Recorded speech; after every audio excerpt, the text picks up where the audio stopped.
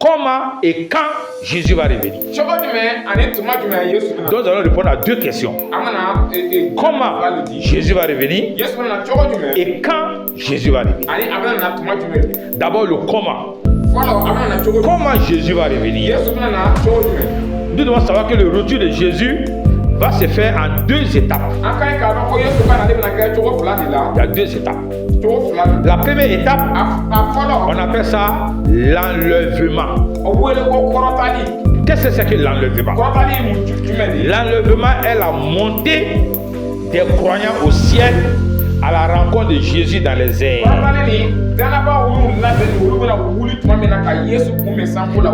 L'enlèvement des croyants, c'est la montée des croyants au ciel à la rencontre de Jésus dans les airs.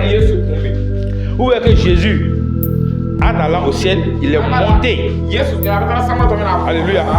Et nous aussi, on va monter de cette même manière. Et c'est notre montée à la rencontre du Seigneur qu'on appelle l'enlèvement. Nous allons voir ça dans la parole de Dieu. 1 Thessaloniciens chapitre 4 du verset 13 au verset 17. Verset 13 au verset 17.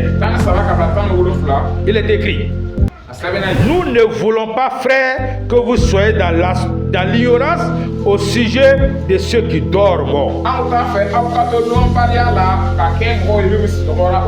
Ceux qui dorment, c'est ceux qui sont morts en Christ. Un chrétien qui meurt en Christ, on dit qu'il dort. Quand quelqu'un dort, c'est qu'il va se réveiller. Nous ne voulons pas que vous soyez dans l'ignorance au sujet de ceux qui dorment, afin que vous ne vous affligez pas comme les autres qui n'ont point d'espérance. Ceux qui n'ont pas Christ n'ont pas d'espérance. Ils ne savent pas ce qui les attend. C'était quand tu les demandes: mon frère, après ta mort, es-tu sûr d'aller au paradis? Il dit qu'il ne sait pas, parce que ça dépend de ces péchés qu'on va peser au ciel. Mais il n'y a pas de péchés à peser au ciel. Nous on a l'espérance que Jésus va venir nous enlever. Alléluia. Pour être enlevé, il pardonne tes péchés sur la terre. Ce n'est pas au ciel qu'on va aller régler le problème des péchés pour faire peser les péchés, voir si tu dois rentrer au paradis, tu ne vas pas rentrer au paradis. Non. Le verset 14 nous dit quoi? Car si nous croyons que Jésus est mort et qu'il est ressuscité, croyons aussi que Dieu ramènera par Jésus et avec lui ceux qui sont morts.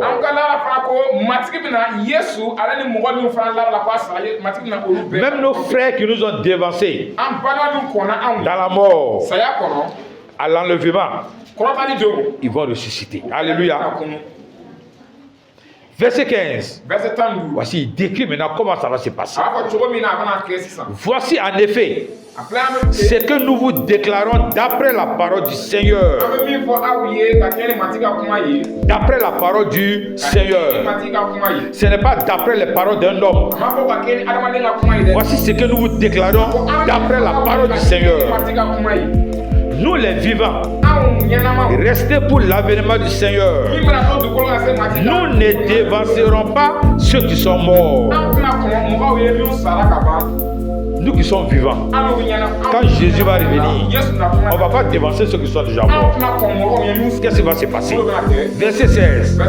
Car le Seigneur lui-même, en un signal donné, à la voix d'un archange et au son de la trompette de Dieu, descendra du ciel. Et les morts en Christ ressusciteront premièrement.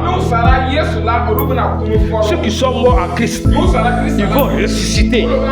Ceux qui ne sont pas morts en Christ, ceux qui sont morts sans Christ, ils ne vont pas ressusciter. Ils vont rester là où ils sont.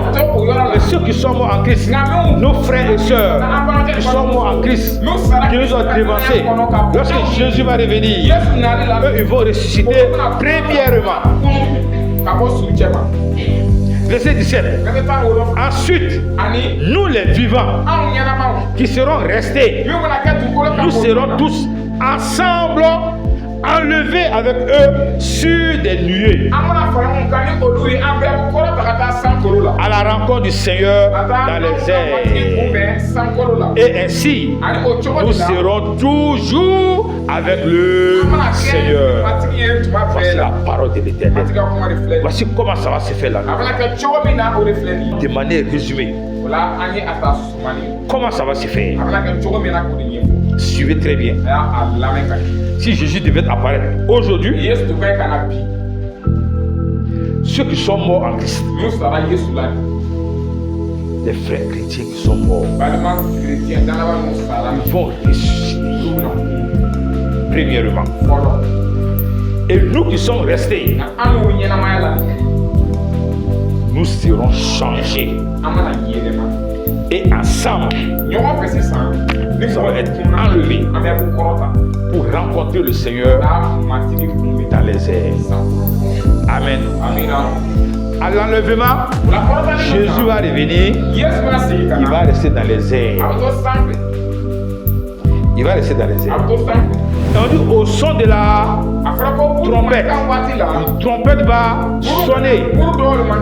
Et cette trompette qui va sonner là, tout le monde n'attendra pas le son de la trompette. Seuls les élus, alléluia, seuls toi et moi, ceux qui sont morts en Christ, ils vont entendre le son de la trompette. Ils sont morts, quel que soit le nombre d'années qu'ils sont morts. Quand Christ va apparaître dans les airs, la trompette va sonner et les morts vont entendre le son de la trompette. Ils vont ressusciter. Nous les vivants qui sont restés attachés à Christ, nous allons aussi entendre le son de la trompette. Les chrétiens mondains, les chrétiens des noms, les chrétiens un pied dedans, un pied dehors, n'entendront pas le son de la trompette. Les chrétiens qui vivent un pied avec Christ, un pied avec le diable, n'entendront pas le son de la trompette. Ils seront là toujours dans leurs activités. Mais les chrétiens sincères entendront le son de la trompette. Et lorsque tu vas entendre net, on sera transformé. Et on va se joindre aux morts qui sont ressuscités. Et ensemble, on rejoint le Christ dans les airs. On le rejoint dans les airs. Et on est parti. Qui sera là? Oui, c'est là. Alléluia. Alléluia. Ceux qui sont jamais montés dans un avion là, ça c'est plus qu'un avion. Alléluia. L'enlèvement. Voici comment ça va se passer. Et il faut croire en ça. C'est pourquoi le verset 1, le verset 13 nous dit: nous ne voulons pas, frère, que vous soyez dans l'ignorance. Ce n'est pas dans l'ignorance. C'est pourquoi on vous enseigne de comment va se faire l'enlèvement. Amen. Et voici comment on va partir. Maintenant, la deuxième question qu'il faut se poser: combien de temps va durer tous ces processus-là? La trompette va sonner, les morts vont entendre, ils vont ressusciter. Nous les vivants qui sont restés en Christ, on va entendre, on sera transformés, on va se joindre avec les morts et on va rejoindre le Christ dans les airs et on va aller. Où est tous ces processus-là? Ça va durer combien de temps? Vous allez comprendre. Ça va durer une fraction de seconde. Vous connaissez là, une seconde, non? Une minute fait combien de secondes? 60 secondes. Et 60 secondes. Une seconde là, quand vous voyez la montre qui trotte, la seconde là, la petite aiguille de la montre qui trotte, ça fait quoi? Tic, tic, tic, tic, tic, tic. C'est ça, non? Une fraction de seconde. Combien de temps va durer l'enlèvement? 1 Corinthiens chapitre 15. 1 Corinthiens chapitre 15. Verset 51 au verset 52.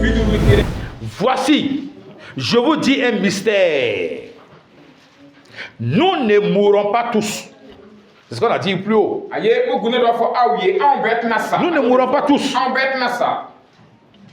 mais tous nous serons changés. Na an bet na yelema. Quand Jésus va revenir, Bi Yesu sigira quand ka. la trompette va sonner, Buru na fe wa. les morts en Christ vont ressusciter. Ceux qui seront vivants en ce moment, Mi wona to nyama na o wati la. ils seront changés. Fana bena yelema. Amen. Nos habits qu'on porte à l'instant T, si Jésus vient, ces habits-là vont rester. O fenu bena to yan. On sera changé. Amana yelema. On sera comme des corps incorruptibles. Amana ke façon o yelu. C'est pourquoi il dit, Non. voici, je vous dis un mystère. La ako o de la mana. Nous ne mourrons pas tous, An bet na sa. mais tous nous serons changés. An bet na yelema. En un instant, regardez le verset 52. Le verset 52 dit, Biru fla. en un instant, Yora ni kele na dro. en quoi?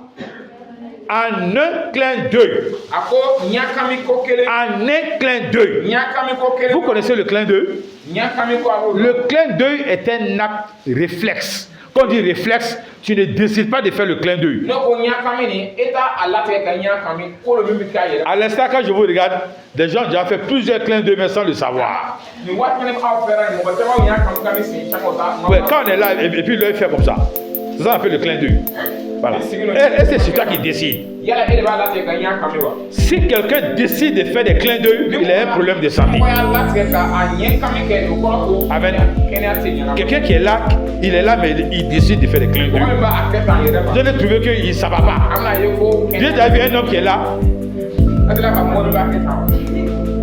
Voilà. Quelqu'un qui fait ça, il décide lui-même de faire des clins d'œil. Il y a un problème.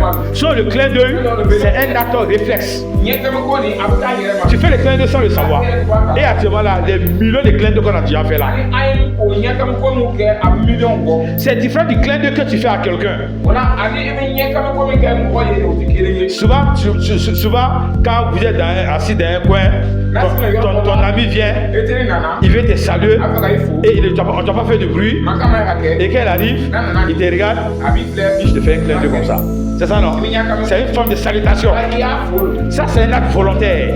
Ouais, je l'ai fait volontairement. Et j'ai fait le clin d'œil. Et le clin d'œil que je fais comme ça là, ça dure trop. N'est-ce pas? Mais le clin d'œil involontaire là, c'est une fraction de seconde.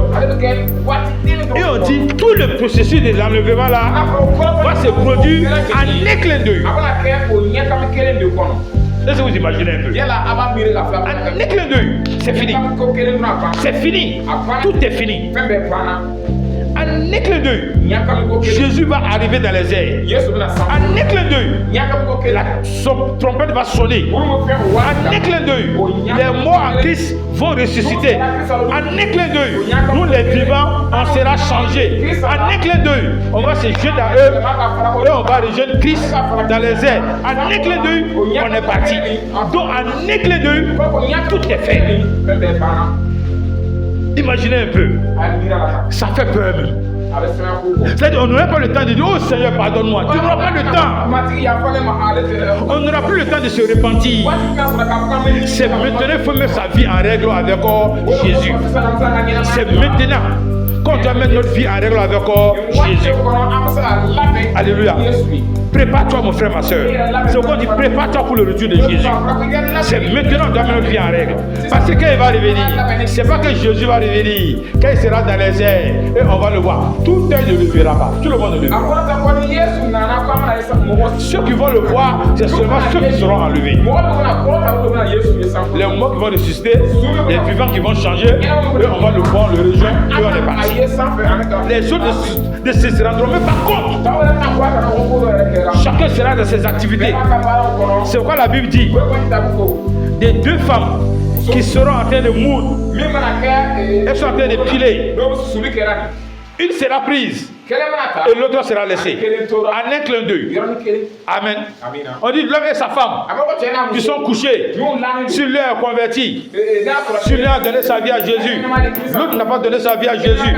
En un clin d'œil, l'un sera pris, l'autre sera laissé. Deux amis, deux élèves qui vont marcher en un clin d'œil. Imaginez ces jours-là. Ceux qui seront dans l'avion, où le pilote est un élu, est un chrétien. Imaginez, le pilote est un chrétien. En un clin d'œil, il est parti. Imaginez, les jours là, les cars qui sont en train de prendre les vitesses, les différentes compagnies de transport remplis d'hommes, où le conducteur est un enfant, un vrai élu de Dieu, à pleine vitesse sur la route. Bobo Waga, Dédougou Waga, Kaya Waga. En un clin d'œil, le chauffeur fait quoi? Il est parti. Imaginez la catastrophe. Le conducteur du train, tu es sur ta moto avec quelqu'un est derrière toi, la femme qui est sur la moto, le mari est derrière, le mari dit moi vois Jésus là, je m'en fous de lui, et la femme a remarqué son mari, ils sont en train de partir. En un clin d'œil, qu'est-ce qui se passe? La femme est partie, le mari part où? Dans le décor. Le mari qui a donné sa vie à Jésus, la femme dit votre histoire de Jésus là, je ne suis pas dedans, elle est derrière, bien assise, et le mari est en train de rouler sa voiture. En un clin d'œil, en un clin d'œil. Imaginez, c'est ça la fin du monde. L'enlèvement marque le début de la fin du monde. Amen. Ça va commencer comme ça, à catastrophe.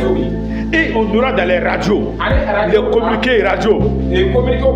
Oh, mon enfant a disparu, mon fils a disparu, mon mari a disparu. Partout, la désolation. En un clin d'œil. Et ce n'est pas seulement ici au Burkina. En même temps que ça s'est produit au Burkina, ça s'est produit en Europe, ça s'est produit en Asie, ça s'est produit aux États-Unis, partout dans le monde où les élus sont, où les chrétiens sont. En même temps, ça se produit en un clin d'œil. On est tous partis. En un clin d'œil. Alléluia.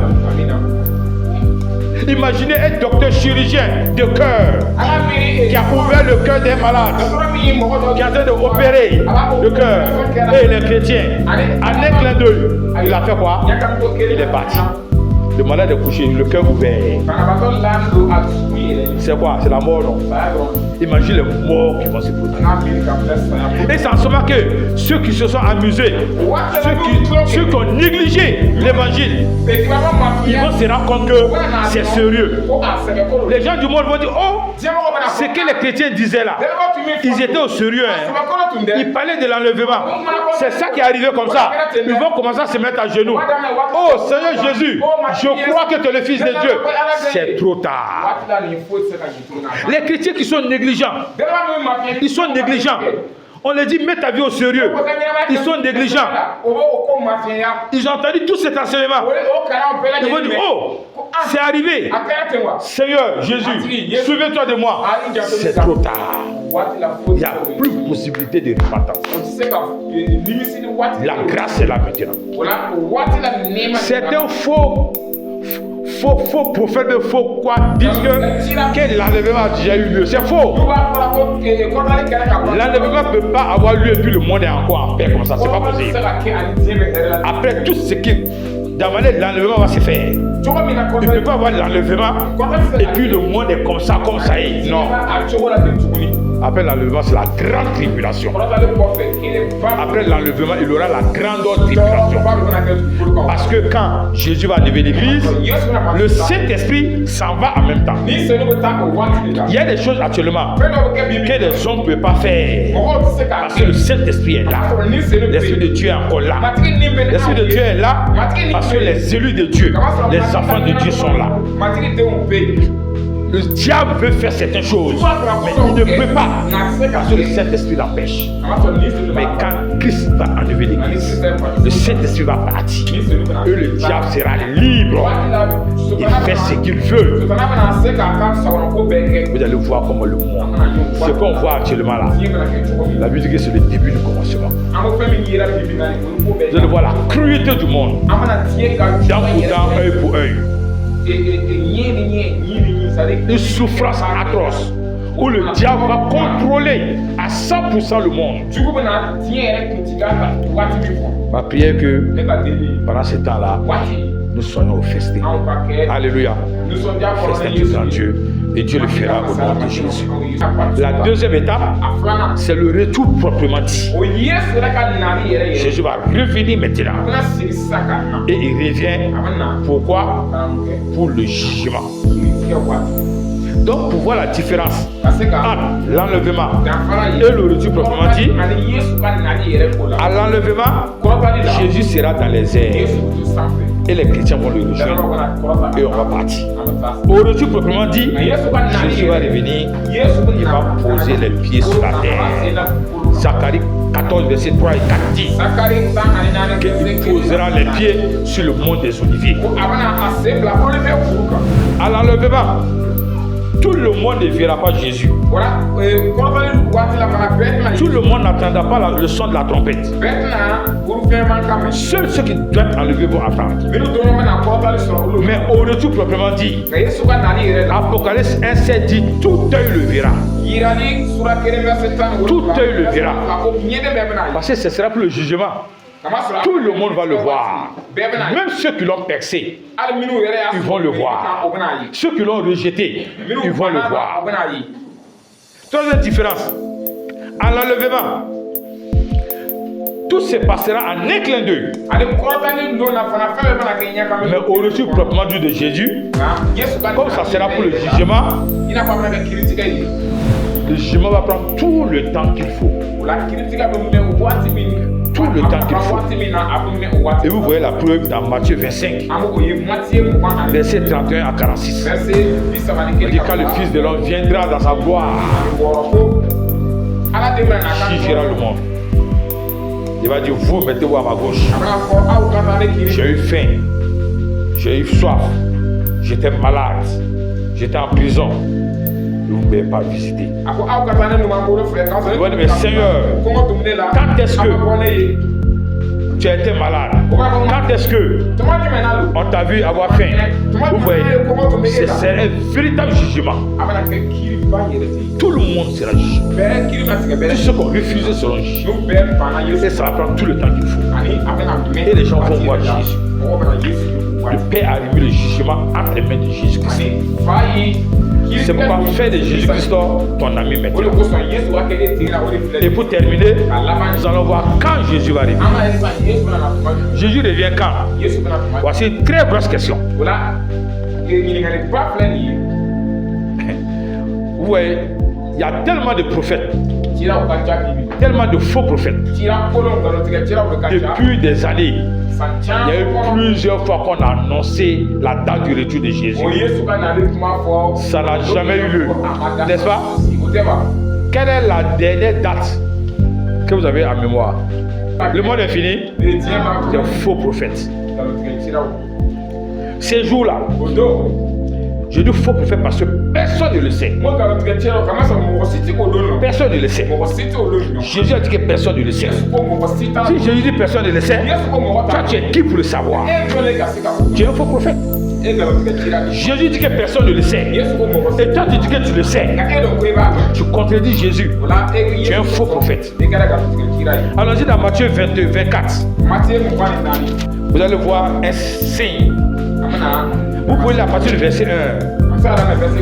Lire à partir du verset 1. Verset 1. Comme Jésus s'en allait au sortir du temple, ses disciples s'approchèrent pour lui faire remarquer les constructions. Mais il leur dit, voyez-vous tout cela? Je vous le dis en vérité, il ne restera pas ici pierre sur pierre qui ne soit renversé. Il s'assit sur la montagne des Oliviers et les disciples vinrent en particulier lui faire cette question. Dis-nous, il demande à Jésus, dis-nous, quand cela arrivera-t-il? Et quel sera le signe de ton avènement et de la fin du monde? Je demande à Jésus, quand est-ce que ça va arriver? Quand est-ce que tu vas revenir? Quand est-ce que le monde va finir? Jésus leur répondit au verset 4. Prenez garde que personne ne vous séduise, que personne ne vous trompe. Mais les gens sont trompés. Et regardez, le 25 décembre, quand on voit dans les réseaux sociaux des gens qui ont quitté des pays avec leur bagage en train de s'orienter au Ghana pour aller monter dans le gros bateau là pour échapper au déluge de la fin du monde parce qu'ils ont été séduits. Que personne ne vous séduise. Verset 5. Verset Car plusieurs viendront sous mon nom, disant, c'est moi qui suis le Christ. Et ils séduiront beaucoup de nations. Aujourd'hui, on a de faux Christ. Des gens qui viennent ici, Jésus. On a, tous les pays, on a Jésus maintenant. En Côte d'Ivoire, on a un Jésus baoulé, n'est-ce pas? Au Burkina, est-ce que vous savez qu'on a quelqu'un qui s'est fait Jésus? Et c'était quoi? Et c'était Salvador, je ne me rappelle plus encore. Il y a quelques années, on l'a porté dans le journal. Quel est le Jésus?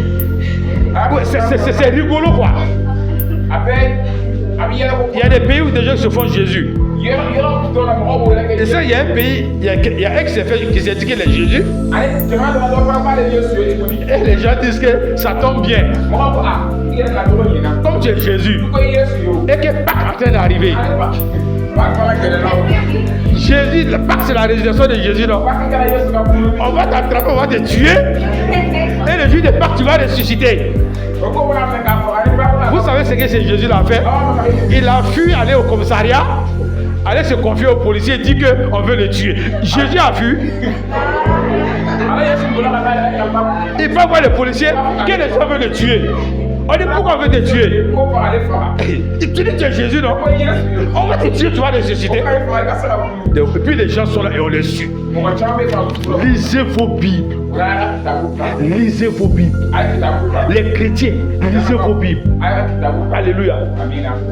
Quand le pasteur prêche, quand ton enseignant prêche, il faut voir dans la Bible ce qu'il dit. Est-ce que c'est écrit? C'est pourquoi quand je vous prêche, je lis ce qui est écrit. Et il dit, verset 5, verset 4. Prenez garde que personne ne vous séduise.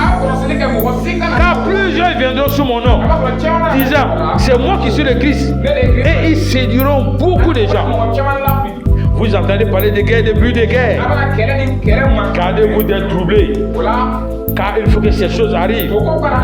Mais ça ne sera pas la fin. Une nation va se lever contre une nation. Un royaume contre un royaume. Il y aura en divers lieux des famines, des tremblements de terre. Verset 8. Tout ne sera que le commencement des douleurs. Vous serez livrés au tourment. Vous serez haïs, vous les chrétiens. Vous serez haïs de toutes les nations à cause du nom de Jésus-Christ. Et on a des examens dans l'église. Des gens qui sont haïs parce qu'ils ont donné leur vie à Jésus. Alléluia. Aujourd'hui, quand tu te viens, tu fais n'importe quoi, il n'y a pas de problème. Les jeunes qui font n'importe quoi, il n'y a pas de problème. Mais quand on les prêche l'évangile et qu'ils donnent leur vie à Jésus, les parents s'élèvent. Non, tu ne seras pas chrétien. Il préfère que son enfant soit bandit. Il préfère que son enfant soit n'importe quoi. Mais quand l'enfant devient chrétien, c'est un scandale. C'est un scandale. Et la persécution commence. Vous serez haïs de tous à cause de mon nom. Plusieurs succomberont. Mais toi, tu ne vas pas succomber au nom de Jésus. Verset 14. Voici un peu. Jésus n'a pas donné de date, mais il a donné à peu près ce qui va se passer. Regardez le verset 14. Il dit, cette bonne nouvelle du royaume sera prêchée dans le monde entier. Les gens disent que Jésus est venu uniquement pour le peuple d'Israël. Donc Jésus n'est pas venu pour... Mon frère, toi qui penses que Jésus est venu pour le peuple d'Israël et tu refuses Jésus, tu seras confronté. Alléluia. Ils sont là, il dit, il ne veut pas Jésus, que Jésus est venu pour le peuple d'Israël. C'est écrit ici. Et c'est Jésus qui a été de parler. Cette bonne nouvelle du royaume sera prêchée dans le monde entier. Dans le monde entier. Pour servir de témoignage à toutes les nations. À toutes les nations. Quand vous remarquez aujourd'hui, en ces temps-là, la prédication de l'évangile a pris une certaine ampleur. Vrai ou faux? Tapez tous les sites, allez tous les sites dans Facebook. Vous allez prendre Facebook. Vous allez voir, quand tu filmes, ici quelqu'un qui danse, ici quelqu'un qui fait rire. Peut-être la troisième vidéo que tu vas voir, c'est quelqu'un qui a envoyé quelque chose sur Jésus. Tu profiles encore, quelqu'un qui danse. danse, quelqu'un qui fait rire. Après, tu vois quelqu'un qui prêche un message. C'est ça, non? Quelqu'un qui danse, quelqu'un qui fait rire. Après, tu vois quelqu'un qui est en train de donner l'avertissement. Mais le message qu'on prêche actuellement, ça va passer sur YouTube, ça va passer sur les réseaux sociaux. Et quand tu vas prendre, tu vois quelqu'un qui voit. L'évangile sera prêché. Les églises sont en train d'être implantées partout. Regardez, déjà dans le secteur ici, il y a combien d'églises évangéliques qui sont implantées? Tout ça là, c'est pour que l'évangile soit prêché. Vous ne pas que quelqu'un dise que je n'ai jamais entendu parler de Jésus-Christ. L'évangile sera prêché partout, dans toutes les nations. Dans les radios, dans les télévisions, les chaînes radio évangéliques, les chaînes télévision évangéliques, ils sont en train d'ouvrir. Ils sont en train d'ouvrir. C'est du si Dieu donne la grâce. Nous aurons nos chaînes radio, nos chaînes télévision au nom de Jésus. Tous les vendredis, sur la radio Salaki, l'évangile est prêché. L'évangile est prêché. L'évangile est prêché. Tous les vendredis, l'église prêche l'évangile. Les flashs l'évangile. Tous les mois, on distribue des flashs. La chaîne YouTube est là. Les sorties d'évangélisation. Même après ces cultes, on va encore sortir. Allez évangéliser. C'est le verset 14. Qui est un peu le signe qui montre que la fin est proche. Il dit, cette bonne nouvelle du royaume sera prêchée dans le monde entier pour servir de témoignage à toutes les nations. Quand tout le monde aura entendu, regardez la dernière phrase. La dernière phrase dit quoi? Alors viendra la fin. Alors viendra la fin. Alors viendra la fin. Mais pour ce qui est de la date, alors au verset 36, Matthieu 24, 36. Le verset 14 dit quoi? Alors viendra la fin. C'est ça? Mais quel jour? Quelle heure?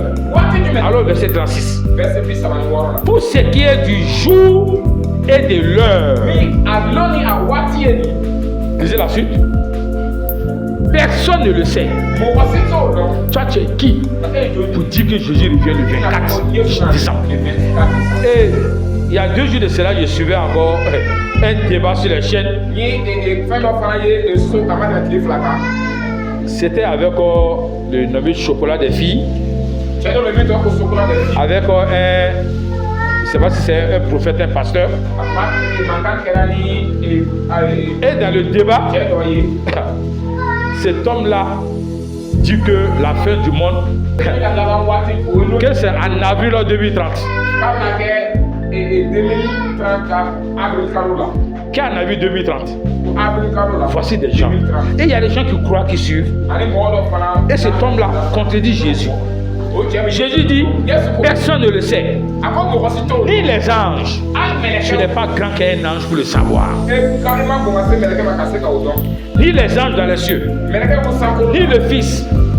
Jésus même étant même sur la terre, étant fils sur la terre, pendant qu'il parlait, il ne savait pas. Mais le Père seul sait. Alléluia. Donc si on vient vous tromper, que la fin du monde c'était un jour.